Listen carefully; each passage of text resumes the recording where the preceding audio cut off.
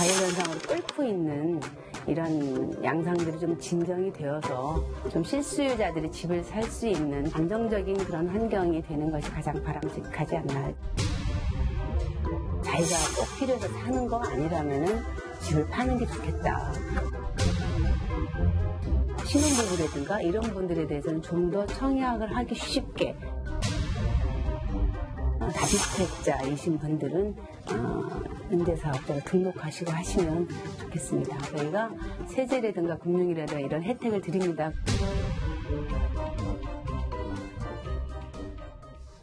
네, 지금 박정아 대변인 저와 같이 보셨는데 청와대에 계셨잖아요. 국토부 장관이 3년 전만 하더라도 물론 이제 선의로 해석하자면 그래 3년 후쯤에는 지금 김현미 장관이 말한 대로 다 부동산 값도 안정이 되겠지라는 뭐 정책 결정자라면 그런 예상을 하고 정책을 내놓지 않겠습니까? 그런데 어떻게 네 가지가 다 반대로 됩니까?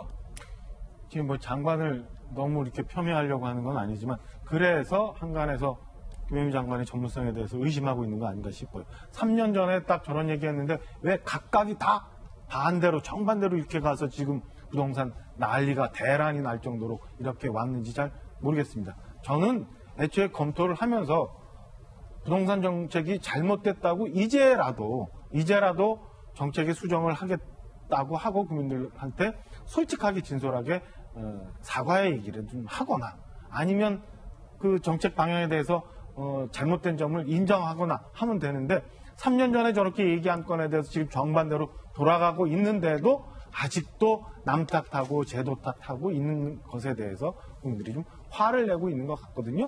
김현미 장관 저렇게 얘기한 3년 전에 동영상 보면서 지금 일각에서 얘기하는 것처럼 전문성 없다 하고 있는데 왜 대통령 책임 안 지우는지 잘 모르겠고요. 좀 전에 저희 봤습니다만 노영민 실장 저 반포집 때문에 부동산 국민들 감정이 저렇게까지 치솟아 올라왔는데 왜 그 건에 대해서는 아무 말씀 안 하시는지 잘 모르겠어요. 이게 애초에 수요 공급에 맞춰서 시장 원리에 맞춰서 부동산 시장 맞추면 된다고 판단을 했으면 되는데 혹여 집 많이 갖고 있는 사람은 우리 편 아니고 남의 편 적이고 우리는 착한 사람 우리 편이고 저 사람 나쁜 사람이니까 다주택자 먼저 막 몰아가면은 우리 투쟁 방식에 따라서 국정 동력이 막 생길 거다라고 생각하면서 옛날식 운동권식 방식대로 지금까지 국정을 운영해 와서 생겨났던 문제가 아닌지 한번 좀 냉정히 돌아봤으면 하는 생각. 지금이라도 다시 한번 시장 원리에 맞춰서 부동산이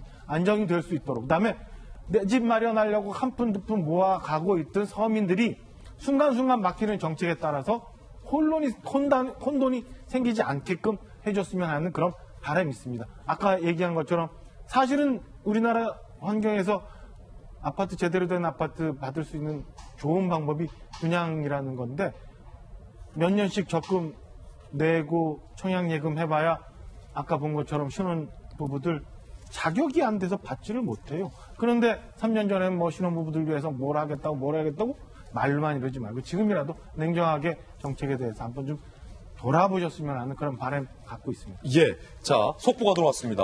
앞서서 예고해드렸는데 법무부의 입장이 나왔는데요. 특히 지금 법무부와 대검 간의 진실게임 양상을 보이고 있는 부분은 앞서 소개해드렸듯이 윤 총장이 추 장관에게 건의했던 그 내용, 독립수사본부. 이거를 법무부와 얘기를 다 해놓고서 추 장관이 뒤집었다라는 논란과 관련해서 법무부에서는 서울고검장을 팀장으로 해달라는 요청을 대검에서 해오긴 했다. 다만 법무부 실무진선에서 검토를 한 거고 이를 법무부 장관에게 따로 보고한 적은 없다. 즉, 추 장관이 합의된 걸 뒤집은 게 아니다.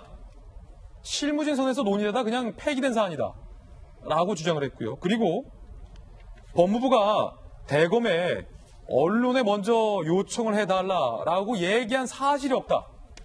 라고 법무부가 밝혔습니다. 다시 말해서 법무부의 지금 주장은 대검이 주장했던 법무부가 언론에 먼저 공개해달라고 요청을 했었다라는 것은 거짓이다. 라고 법무부가 반박을 하고 있는 겁니다. 이 건과 관련해서 대검과 법무부가 서로 정반대의 얘기를 지금 하고 있기 때문에 두 기관 중 한쪽은 단단히 착각을 하고 있거나 단단히 거짓말을 하고 있는 것으로 해석될 여지가 있기 때문에 과연 어떤 것이 진실인지 여부에 대해서는 지금 이 방송을 지켜보시는 국민 여러분들께서 조금 판단해 주셔야 될 것 같고요. 현재로서는 누가 진실을 얘기하고 누가 거짓을 얘기하고 있다라는 식의 단정은 매우 힘들다라는 것 말씀드릴 수밖에 없을 것 같습니다. 이 부분과 관련돼서 추가적인 취재를 통해서 아마 내일 조간신문 등에 보도되는 내용 등에 대해서도 저희들이 내일 상세하게 덧붙여서 취재를 해드리겠습니다. 보도를 해드리겠습니다. 현재 나온 속보 내용 정리해드렸고요. 정익진 변호사님. 한 말씀만 드리면요. 법무부가 영어로는 Ministry of Justice잖아요. 그런데 정의는 거짓말이 아니거든요. 그러니까 저는 일단은 그 명칭에 답게 법무부가 거짓말하지는 않을 것이다라고 믿고 싶고요. 예. 그런데 만약에 대검하고 이야기가 정반대란 말이에요. 만약에 법무부가 그럼에도 불구하고 이름에 걸맞지 않게 거짓말을 이야기한 것이라면 거기에 대한 엄중한 책임을 져야 되지 않을까 하는 생각이 듭니다.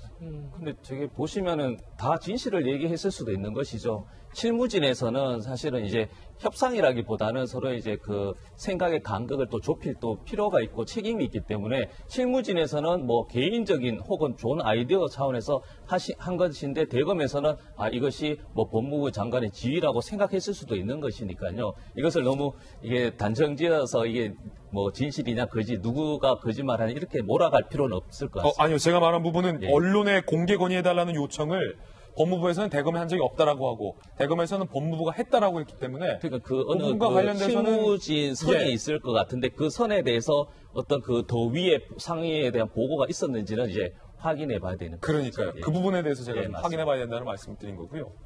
어쨌든 서로 다른 입장인 건 맞죠?